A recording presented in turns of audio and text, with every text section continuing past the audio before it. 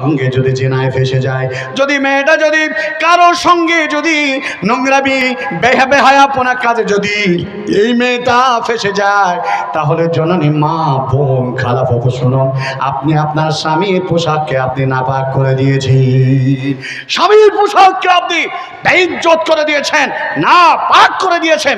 ভাইরা আমার, এই জন্য আমি বলতে চাই, ওগো এলাকার অত্র এলাকার নারে পরশ পায়ে বলতো বাবা জীবন সকলের কাছে আমি বলবো, আল্লাহ তাবারাক ওয়া তাআলার উদ্দেশ্যে যদি জান্নাত আপনি দিতে চান, আপনার পৃথিবীতে বেঁচে থাকা হবে আপনার আল্লাহর জন্য। পৃথিবীর হাসি কান্না দুঃখ বেদনা সবটাই যদি আল্লাহর জন্য হয়, তাড়াতাড়ি আপনি আপনার স্বামীর তাবেদারি খেদমত করুন। ও না, তুমি শুনে নাও, কেরালা গেছো, বোম্বাই গেছো, কলকাতা গেছো, সৌদি আরব গেছো, পৃথিবীর যে প্রান্তে গেছো, তোমার স্ত্রী সন্তানকে সুখ সমৃদ্ধির মধ্যে রাখার জন্যে, কিন্তু তুমি শুনে না, যদি তোমার লজ্জা স্থানটাকে তুমি অন্য জায়গায় যদি তুমি ব্যবহার করো, তাহলে জেনে রাখবে তোমার স্ত্রীর পোশাককে তুমি না পাক করে দিয়েছ, আর তোমার স্ত্রীর পোশাক হলে তুমি ভালোবাসা কশ্চিন কালো তৈরি হবে না, যদি এমন কিছু মন মানসিকতা নিয়ে নারী আর পুরুষ তারা সংসার করে। শুনে নেন, বর্তমান জামানায় নারীরা আজকে যারা আছেন, নারীদের উদ্দেশ্যে কয়েকটি কথা বলি, পুরুষদের উদ্দেশ্যেও দুটি কথা। নারীদের কারণে অনেক পুরুষেরা বিপদগামী হচ্ছে। বর্তমান জামানা এমন একটি কাল এসে জামিয়ে দাঁড়িয়ে গেছে, নারীরাই পুরুষদেরকে আকর্ষণ করে ফ্যাশন করে তারা তাদেরকে এমন করে প্রভাবিত করে যে একজন পুরুষ তার দিকে না তাকিয়ে থাকতে পারে না। আল্লাহ রসুল বললেন, হাদিস সহিহ আল মুসলিম, হাদিসের বর্ণনাকারী দুজন সাহাবী হযরতে আব্দুল্লাহ আমর ইবনে আস রাদিয়াল্লাহু তাআলা আনহু, এই হাদিসটা সহিহ আল মুসলিম হাদিস নাম্বার 51, রাসূল করিম সাল্লাল্লাহু তাআলা আলাইহি ওয়াসাল্লাম তিনি বলে দিয়েছেন, আমরা হাদিসটা সবাই জানি। আন আব্দুল্লাহ عن عمرو بن العاص رضي الله تعالى عنه أن النبي صلى الله عليه وسلم الدنيا كلها متاع وخير متاع الدنيا المرأة الصالحة।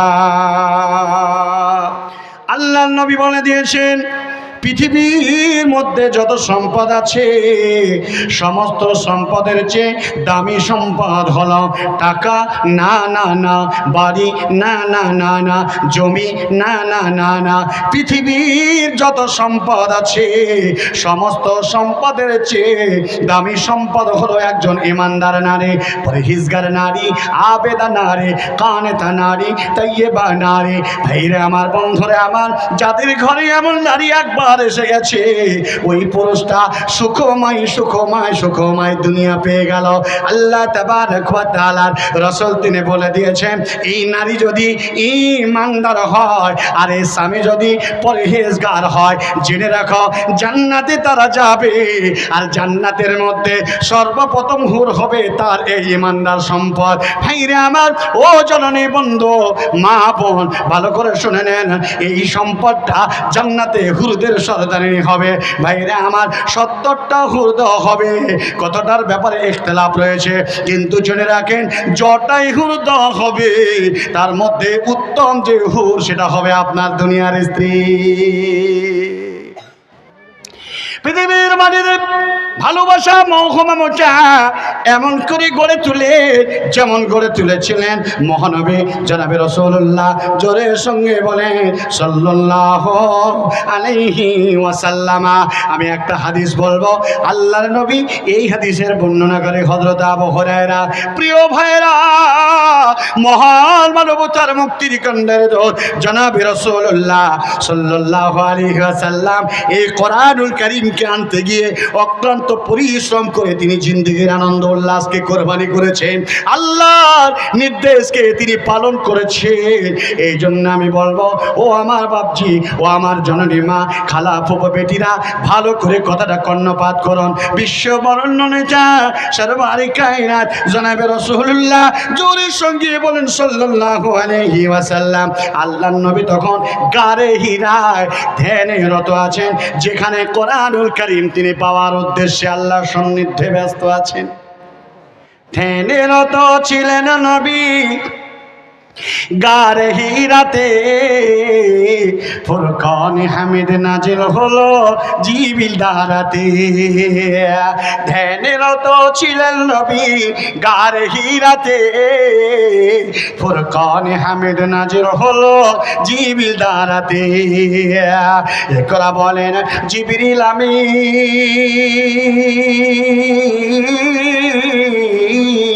নবীকে দেন পড়ার তালিম। একরা বলেন জিবরিল আমিন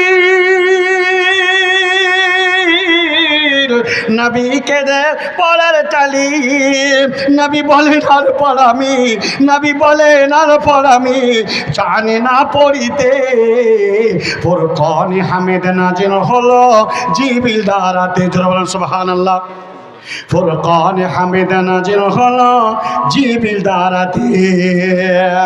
জিবরিলের ওই হাত দুখানা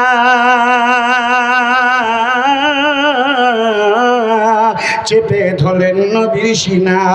ভুঁইর জ্বালাই ঠোঁট দুটো যে, ভুঁইর জ্বালাই ঠোঁট দুটো যে লাগিল কাঁপিতে। ফুরকান হামিদ নাজিল হলো জিবরিল দারাতে। ফুরকান হামিদ নাজিল হলো জিবরিল দারাতে। ধ্যানে রত ছিলেন নবী গারে হিরাতে, ফুরকান হামিদ নাজিল হলো জিবরিল দারাতে। ভাইরা আমার, বন্ধুরা আমার, আল্লাহর নবী ধ্যানে রত আছেন গারে হিরা। জিবরিল আমিন আসছেন আল্লাহর নবীকে জানাতে। এই হাদিসটা বর্ণনা করেছেন হযরত আবু হুরায়রা। হাদিসটা এসেছে বুখারীতে, হাদিস নাম্বার হলো 8620। আল্লাহর নবী কি বলেন, জিবরাইল ইয়া রাসূলুল্লাহ ইয়া হাবিবাল্লাহ। عن ابي هريره رضي الله تعالى عنه قال اذا جاء جبريل نبي صلى الله عليه وسلم هذه خديجه قد اتتك معها اناء فيه ادام او طعام। আল্লাহর নবীর ব্যাপারে হযরতে আবু হুরায়রা তিনি বর্ণনা করছেন, তিনি বলছেন আল্লাহর নবী আমার তখন গারে হিরায় এই কোরআন মাজিদ পাওয়ার জন্যে, নবুয়াত লাভ করার জন্যে, জাতিকে জাহান্নাম থেকে বাঁচার জন্যে, জাতিকে কল্যাণের পথে ঠেলে দেওয়ার জন্যে, সারা পৃথিবীর একজন ভদ্র মানুষ, মহান মানবতার মুক্তির কান্ডারের সর্বহারার নেতা, জোরে সঙ্গে বলুন সাল্লাল্লাহু আলাইহি ওয়াসাল্লাম। ভাইজান, এই নবী মুহাম্মদ ধ্যানে আছেন, রত আছেন আল্লাহ তাবারক ওয়া তাআলার সেই গারে হেরায়। জিবরিল আমিন নবীজির কাছে আসলেন, আসার পরে নবীজিকে বলেন, ও বিশ্ব নবী মুহাম্মদ শুনে নিন, আল্লাহ তাবারক ওয়া তাআলা আমাকে আপনার কাছে পাঠালেন। ওগো নবী মুহাম্মদ, আপনার বিবি, আপনার অর্ধাঙ্গিনী হযরতে খাদিজা ওই দেখেন আসছে কাখায় করে খাবার নিয়ে, কষ্ট করে আপনার কাছে খাবার নিয়ে আসে নবী গো। আল্লাহ তাবারক ওয়া তাআলা জান্নাতের যে জায়গায় স্থান, অর্থাৎ আরশে মহল্লার মালিক, জাহান্নামের মালিক, জান্নাতের মালিক, কুলু কায়নাতের মালিক, নফসের মালিক মহান আল্লাহ তাবারক ওয়া তাআলা তিনি আমাকে বললেন, জিবরাইল তাল। আমি গেলাম, আল্লাহ তাবারক ওয়া তাআলা বললেন, আমার প্রিয় হাবিব মুহাম্মদুর রাসূলুল্লাহ, জোরে বলেন সাল্লাল্লাহু আলাইহি ওয়াসাল্লামকে জানিয়ে দিন তার পত্নী, তার গৃহিণী, তার অর্ধাঙ্গিনী খাদিজাতুল কুবরা দেখো ওই জায়গা থেকে কষ্ট করে খাবার নিয়ে আসে গারে হেরায়। গারে হেরাটা গারে হেরাটা এত উঁচা, 2.5 কিলোমিটার। আমি আব্দুল কাবির 5 থেকে 7 বার দৌড় নিয়েছি, ফেঁপসে গরম হয়ে যাচ্ছে। হ্যাঁ, কাবা থেকে রাসূলুল্লাহ সাল্লাল্লাহু আলাইহি ওয়াসাল্লামের বাড়ি প্রায় 4 থেকে 5 কিলোমিটার দূরত্ব, তারও বেশি হবে বই কি। 60 বছরের জননী আমাদের উম্মাহাতুল মুমিনিন খাদিজাতুল কুবরা রাদিয়াল্লাহু তাআলা আনহা খাবার নিয়ে আস, যে রাসূল সাল্লাল্লাহু আলাইহি ওয়াসাল্লামকে বুঝতেন। মা খাদিজা ছিলেন বাদশার বেটি, নিজে বাদশাহ, যারা বলবেন না আলহামদুলিল্লাহ। তিনি ছিলেন তাওরাতের আলেমা, যারা বলবেন না আলহামদুলিল্লাহ। তিনি জানতেন, একটা কথা মাথায় রাখবেন, আসমানি কিতাব কতখানা ভাই? 4খানা, তাওরাত, জবুর, ইনজিল, আল কোরআন। তো তাওরাতের কথা, যদি তাওরাতের আলেমা হন, তাওরাতে কি পূর্বাভাস বলেছে সব বলে দিতে পারবেন না? পারবেন না। কোরআনুল কারীম জাহান্নাম জান্নাতের কথা, হাসার নাসার কবর, বারজাকি জিন্দগি, রুহাতি জিন্দগি এবং হাসরে ময়দানের মাঠ এবং জান্নাত জাহান্নাম সব বলেছে না বলেনি? হারাম হালাল বলেছে না বলেনি? তো অনুরূপ কোরআনুল কারীমের মতো আরো একখানা আল্লাহর প্রদত্ত ওহিয়ে মাতলু একটি কিতাব, যার নাম হলো তাওরাত। এই তাওরাতে বলা ছিল পৃথিবীর মাটিতে একজন নবী আসবেন, পৃথিবীর মাটিতে একজন নবী আসবেন, তিনি হবেন শেষ নবী, লাস্ট প্রফেট, মেসেঞ্জার, হযরত মুহাম্মদ রাসূলুল্লাহ, যারা বলেন সাল্লাল্লাহু আলাইহি সাল্লাম। তা নবীজির আগমনের কথা তিনি জানতেন, তার চাচাতো ভাই ওয়ারাকা বিন নাওফেলের সঙ্গে আলোচনা করতেন। তিনি জানতেন লা বাদা নবিয়ান, মুহাম্মদ সাল্লাল্লাহু আলাইহি সাল্লামের পরে আর কোন নবী আসবে না। যদিও নবী সাল্লাল্লাহু আলাইহি সাল্লাম বলেছিলেন যে আমার পরে যদি কোনো নবী আসতো তো হযরত ওমর হতো। জি, তো রাসূলুল্লাহ সাল্লাল্লাহু আলাইহি সাল্লাম গারে হেরায় আছেন। মা খাদিজাতুল কুবরা মর্যাদা, ভারত্ব, গুরুত্ব, তাৎপর্য সম্পর্কে তিনি বেশি জানতেন। তিনার স্বামী হযরতে মুহাম্মদ রাসূলুল্লাহ সাল্লাল্লাহু আলাইহি ওয়াসাল্লাম খাবার নিয়ে যান, প্রতিদিনই যান। তো তার অপঢকন, তার পুরস্কার মহান আল্লাহ দিচ্ছেন। কি? ভালো করে শুনেন মায়েরা, স্বামীর তাবেদারি করলে কি উপঢকন, কি নাজরানা হয় শুনে নিন। শান্তির কেন্দ্রস্থল একজন নারী পুরুষের জন্য, আর পুরুষের জন্য শান্তি যদি নারী হয়, তা নারীর জন্য শান্তি একজন পুরুষ। তাই না আমার জিবরিল আমিন নবীজিকে বলেন, ইয়া রাসূলুল্লাহ, ইয়া হাবিবাল্লাহ, ওই দেখেন খাদিজা আপনার কাছে আসছে। হাদিহি খাদিজাতু কদ আতাতকা মাহা ইনাউন ফিহি দামুন আও তুআমুন। নবী গো, তার কাছে খাবার আছে, অথবা জলযুক্ত মিশ্রিত কোনো তরকারি জনিত কোনো ভেজা খাবার আছে। ইয়া রাসূলুল্লাহ, আপনার কাছে খাদিজা আসছে, আল্লাহ দেখছেন, আমি দেখছি। অতএব মহান আল্লাহ ওই খাদিজার জন্য মহান আল্লাহ তাবারাক ওয়া তাআলা একটা বড় পুরস্কার দিয়ে পাঠিয়েছেন। ইদা আতাতকা ফাকরা আলাইহা সালাম মির রাব্বিহা। নবী গো, খাদিজা যখন আপনার কাছে আসবে, তখন আপনি বলে দেন আল্লাহ তাবারাক ওয়া তাআলা খাদিজাকে সালাম জানিয়েছেন। জোরে বলুন সুবহানাল্লাহ, নারে তাকবীর। পৃথিবীর এমন কোন নজির নেই, পৃথিবীর কোন ধর্মের এমন কোন প্রমাণ নেই যে আল্লাহর পক্ষ থেকে, যে স্রষ্টার পক্ষ থেকে, মহাপ্রভুর পক্ষ থেকে পৃথিবীর কোন এই দিন ধর্মে ইসলামের ব্যক্তিবর্গ ছাড়া অন্য কোন ব্যক্তিকে আল্লাহর পক্ষ থেকে তাদের কোন সুসংবাদ এসেছে কি? ভাইরা আমার, জানেনই মা, আল্লাহ তাবারাক ওয়া তাআলা খাদিজাকে সালাম জানায় দিলেন। জিবরিল আমিন বলেন, নবী গো, যাকে আল্লাহ সালাম দেয় তাকে আমি কেমন করে সালাম না দিয়ে থাকতে পারি? আমার পক্ষ থেকে সালাম জানালাম রাসূল। খাদিজা আপনার কাছে আসেন। ভাইরা আমার, বন্ধু জননী মা, শুনে নেন। জিবরিল আমিন বলেন, রাসূলুল্লাহ, শুধুমাত্র এই সংবাদটা দেওয়ার জন্য আমি আসি নাই। আল্লাহ তাবারাক ওয়া তাআলা আরো একটা পুরস্কার এই খাদিজাতুল কুবরাকে জানিয়ে দিয়েছেন। বলেছেন, আল্লাহ রাব্বুল আলামিন বলেছেন, রাসূল বলে দিয়েছেন। এটা হযরত আবু হুরায়রা বর্ণনা করেন, জিবরিল আমিন তিনি বলছেন, ওয়া বাশশিরহা বিবাইতিন ফিল জান্নাত, জান্নাতি, এই জান্নাতের সুসংবাদ খাদিজাকে আল্লাহ জানিয়েছেন। অর্থাৎ খাদিজাতুল কুবরা জান্নাতি। জোরে বলুন সুবহানাল্লাহ। একমাত্র শান্তির কেন্দ্রস্থল যদি স্ত্রী হয়, স্বামীকে যদি জান্নাতের পথেও বাড়াতে চায়, তাহলে এমন সুসংবাদ পাওয়া যায়। প্রিয় ভাইরা, আম্মা খাদিজার ব্যাপারে জিবরিল আমিন বলেন, ইয়া রাসূলুল্লাহ ওয়া বাশশিরহা বিবাইতিন ফিল জান্নাত, শুধু জান্নাত দিয়ে শেষ নয়, মিন কসাব, যে জান্নাতটা সে রাখবে টোটাল জান্নাতটা মথি দিয়ে মোড়ানো। আলহামদুলিল্লাহ।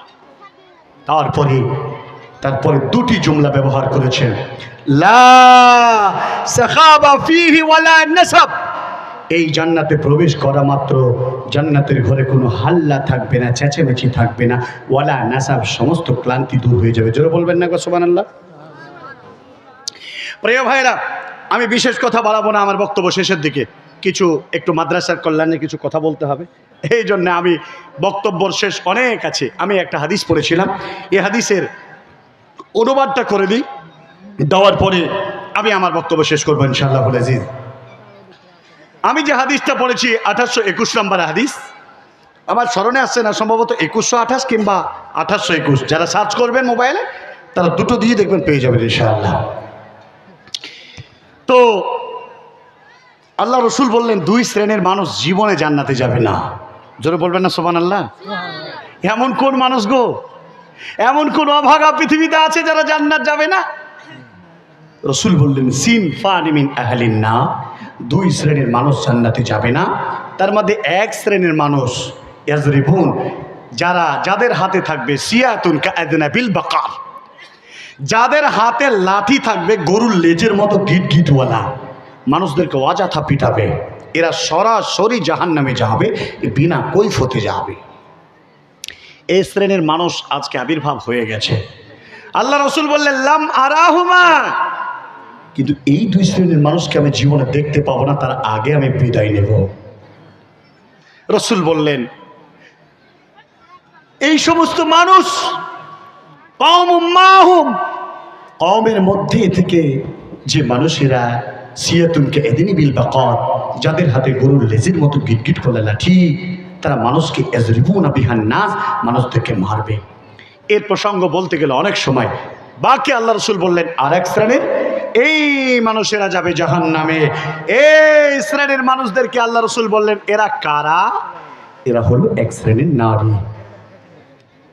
এরা কারা? এরা এক শ্রেণীর নারী। ভাইরা আমার, নবীজি বললেন, এই শ্রেণীর নারীরা কাসিয়াতুন আরিয়াতুন মুমিলাতুন মাইলাত, এই নারীরা পোশাক পরিধান করার পরও তারা অলঙ্গ হয়ে থাকবে, এমন করে ফ্যাশন করবে, এমন করে পোশাক পরিধান করবে, যারা পোশাক পরার পরও তাদের শরীরে কি আছে তা বোঝা যাবে। উঁচু নিচু ঢিবি খাল বিল সব বোঝা যাবে রে ভাই। আল্লাহ রসুল বললেন, এই নারীরা যাবে জাহান্নামে। শান্তির কেন্দ্রস্থলে এমন যদি আপনার ঘরে হয়, জাহান্নামের ঢেরি নিয়ে বাস করছেন আপনি। রাসূলুল্লাহ সাল্লাল্লাহু আলাইহি ওয়াসাল্লাম বললেন, কাসলিমাতুল বুখতি মাইলাত ওয়া রুসুহুন্না কাসলিমাতুল বুখতি মাইলাত, নারীদের মাথার উপরে ফ্যাশন টেবিল, এমন করে চুলটাকে ঝুটি করে বাঁধবে, রাস্তায় যখন হাঁটবে, ও বুড়া মানুষ হলে আর ফ্যাশন দেখে বলি, বাপরে জিনিসটা যা, একবার তাকাবে, ইমান যদি দুর্বল হয়। আর ডানে দলবে বামে দলবে, ডানে দলবে বামে দলবে। নবীজি উদাহরণ দিয়েছেন একটা উটের সঙ্গে, যে উটটার নাম হলো বুকতুট। বুকতুট গালফ কান্ট্রিতে বুকতুট যেগুলো আছে, তার এত বড় তার চোটগুলো হয়, যে ষাঁড় গরুর চোটগুলো দেখেন না।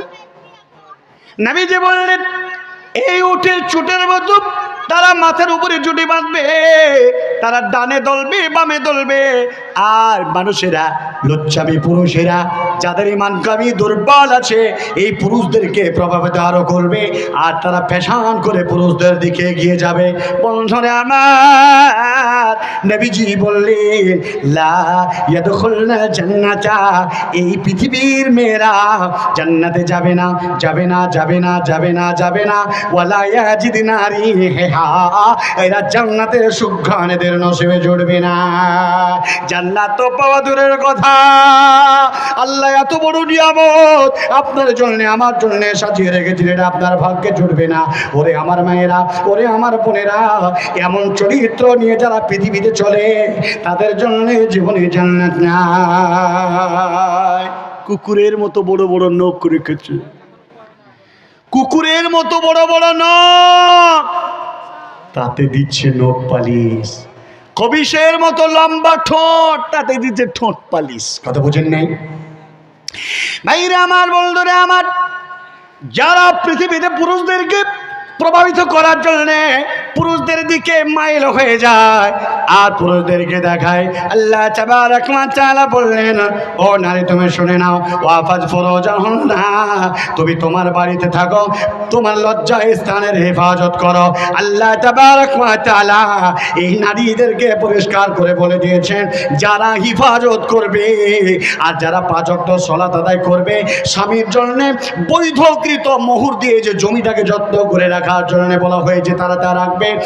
আর যারা রমজান মাসে তারা রোজা রাখবে, পাঁচ ওয়াক্ত সালাত আদায় করবে, আল্লাহ রাসূল বললেন এই মর্যাদাপূর্ণ নারীরা যেই দরজা দিয়ে জান্নাতে প্রবেশ করবে সে তা চাইতে পারে, ইচ্ছা করে যে দরজায় ইচ্ছা ঢুকে যাবে, এই জান্নাতি মেয়েরা ঢুকে যাবে। কিন্তু এরা কোনোদিন জান্নাত যাবে না যারা খোপা কাটবে, চুল কাটবে, নখ বাঁধবে, লোকে লিপস্টিক দিবে, ঠোঁটে ঠোঁট পালিশ দিবে, মাজা হিলিয়ে হাঁটবে, টাইট পিরিক বোরকা পরবে, জিন্সের প্যান্ট পরবে, গেঞ্জি পরবে, পৃথিবীর নবীজি যেই জিনিসগুলোকে নিষেধ করে গেছেন সেগুলোকে মানবে। ভাইরা আমার, জননী মা, এই নারীটা জান্নাত তো যাবে না, যাবে না, যাবে না, যাবে না, জান্নাতে সুঘ্রাণ পাবে না। আমাদেরকে আল্লাহর দিকে ফিরে আসতে হবে না, হবে না? জোরে বলে মহান আল্লাহ তাবারাক ওয়া তাআলার দিকে আমাদেরকে আপন প্রভু আল্লাহ বলে তার নীতিবিধানকে মেনে নিয়ে তার দিকে ফিরে আসতে হবে। আল্লাহ গো, তুমি আমাদের পরিবারকে বাঁচাও শয়তানের আগ্রাসন থেকে। জোরে বলেন আমিন। আল্লাহ, যতগুলো মানুষ এসেছে আল্লাহ, এ সমস্ত মানুষদের পরিবারকে তুমি কবুল করে দাও। জোরে বলেন আমিন। প্রিয় ভাই, পৃথিবীতে দুই ধরনের পাপ না করেও পাপী হওয়া যায়। পাপ না করে কেমন করে পাপী হওয়া যায়, এই কথাটা বলে দিয়ে আমি যাচ্ছি। কালেকশনের কয়েকটি কথা বলার জন্য আহ্বান করেছেন, আমি আবার ওই সুর শায়রি করে আদায় করাটা ছেড়ে দিয়েছি। ভাই, আগে জীবনে বহু করেছি, 10 টাকাতে লোকটাকে ধাঁকিয়ে জান্নাতে ঢুকিয়ে দিয়েছি, কিন্তু এখন দেখছি সিরাতের খেলাফ, পারবো না, ইম্পসিবল, অসম্ভব। অ্যাজ এ গ্রেট মুমিন যদি হতে হয়, হ্যাঁ, তাহলে রাসূলুল্লাহ সাল্লাল্লাহু আলাইহি ওয়াসাল্লামের নীতিবিধানকে আঁকড়ে ধরে না থাকতে পারলে কসম কালেও লোকটা জান্নাতে যাবে না। তো এই জন্য ভাই, ওই 10 টাকা দিয়ে জান্নাত পাঠাতে পারবো না, তবে আল্লাহর রসুল তিনার জামানা তো সাহাবারা দান করেছেন, তিনি তো দোয়া দিয়েছেন। কোনটা চান? হাই অথরিটি যেটা বলেছে সেটা, নাকি হাই অথরিটির কথাটাকে ধামা চাপা দিয়ে আমি অথরিটি যেটা বলছি সেটা? আসলে মুসলমানদের মধ্যে অনেক কিছু ঢুকে গেছে, ঢুকে যাওয়ার পিছনে অনেক কারণ। শয়তান আপনাকে মোজাইন করে দিয়েছে। মাদ্রাসা, মসজিদ, ঈদগাহ, গোরস্থান, পৃথিবীর যে প্রান্তে আপনি ডোনেশন করেন না কেন, আজকে এমনভাবে সুরতাল মিলিয়ে কালেকশন দিয়ে আমরা এমন জায়গায় পৌঁছে দিচ্ছি যে আসল সিরাত ধামাচাপাতে পড়ে গেল, সিরাতের বাইরে নীতি বেদাতি কথা আলোচনা শুরু হয়ে গেল। আমি বলতে চাইছি না যে এটা করলে জাহান্নামে যাবে বা এটা হলে কবিরা গুনাহ হবে, আমি শুধু বলতে চাইছি নবীজি যেভাবে কালেকশনের দোয়া দিয়েছেন আমি সেভাবে দিতে আমার আপত্তি আছে? বা আপনারা দেবেন না দেবেন না এরকম কথা বললে?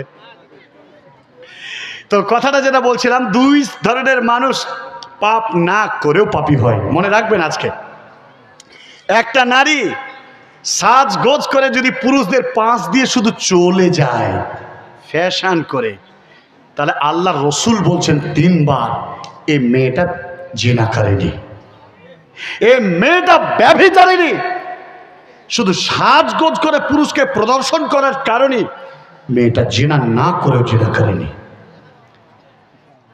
জোরে বলবেন না সুবহানাল্লাহ। ওগো আপনার বেটিটাকে এত সুন্দর 18 বছর পার হয়েছে, জিন্সের প্যান্ট পরে গেঞ্জি পরে দাঁড় করছে, উচ্চ মাধ্যমিক পরীক্ষা দিতে যাবে, হ্যাঁ, বা বিএ ফার্স্ট ইয়ারে পরীক্ষা দিবে, মেয়েটার লিপস্টিক পরে হিল তোলা জুতো আর গিটের উপরে কাপড়, যেটা দরকার ছিল নারীকে ঢাকতে হবে, নারী আপনার গিটের উপরে, আর আপনার গিটের নিচের কাপড় পাড়ার লোকেদের গু আর কুকুর আর মানুষের নাকের পুঁটা সব টেনে নিচ্ছে আপনার প্যান্টে। তো আপনার দরকার ছিল গিটের উপরে, আপনার বেটি ছিল নিচে। দাঁড়িয়ে আছে আপনার বেটি, পাপও করেনি, দোষের কি আছে? এই মেয়েটাকে যদি কোনো পুরুষ দেখে আর প্রদর্শনকৃত মুড়ে যদি দাঁড়িয়ে যায়, বাড়ির রাস্তার গেটে যদি দাঁড়িয়ে যায়, কেউ যদি দেখে নেয় মেয়েটা জিনা করেনি, ব্যভিচার করেনি। 2 নাম্বার কথা, পাপ না করেও পাপী। নাম্বার 2, ওই মানুষেরা শুধু যদি বলে যে এসো জুয়া খেলি, কথা বলেন না, শুধু যদি বলে যে এসো জুয়া খেলি, 10 জন মানুষকে 1.25 কেজি করে চাল কাফারা দিতে হবে, তবে গুনাহ ক্ষমা হবে। কথা বোঝেন নাই? আপনি বড় পাপী হয়ে গেছেন, আপনার পাপ ক্ষমা হবে না, কাফারা লাগবে। জি, কাফারা যদি দিতে হয়, আচ্ছা বলেন তো, একটা কসমের কাফারা আপনারা কসম কতবার কাটেন? মানুষ আসলে ঘুরে তাকায় না, কত অন্যায় হয়। খোদার কসম করে বলছে, আমি যদি তোমার বাড়িতে না যাই, তখন বললো আসলে যাইনি, ইচ্ছা করে যাইনি। তো কাফারা কটা রোজা? জি, 3টে রোজা রাখতে হবে তাকে। তো আর এখানে শুধু যদি বলে এসো জুয়া খেলি, আরে খেলেনি, জুয়া খেলেনি, শুধু জুয়া খেলি এ কথাটা বললে তাকে 12.5 কেজি চাল জরিমানা দিতে হবে। জোরে বলবেন না সুবহানাল্লাহ। আবু দাউদের আর একটা হাদিস শুনে নেন, রাসূল সাল্লাল্লাহু আলাইহি ওয়াসাল্লাম তিনি বলে দিয়েছেন, কেউ যদি বলে এসো তাস খেলি, তো সে আসলে সেটা বলছে না, এসো মা তোমার লজ্জাস্থানটাকে নারী বলে, নাউজুবিল্লাহ। কত লোক তাস খেলাতো, মুখে বলা তো দূরের কথা, মুড়ে মুড়ে মুড়ে মুড়ে এখানে সেখানে মাঠে ঘাটে পথে তাস খেলে। প্রিয় ভাই, এত বড় নেককারজনক অন্যায় গর্হিত আপনি কাজকে পরিত্যাগ করে দেন। জোরের সঙ্গে বলেন ইনশাআল্লাহ, ছেড়ে দিলাম ইনশাআল্লাহ। আল্লাহ তুমি আমাদেরকে পাপ থেকে বাঁচাও, জোরে বলেন আমিন। আল্লাহ তুমি আমাদেরকে পরহেজগার বানাও, জোরে বলেন আমিন।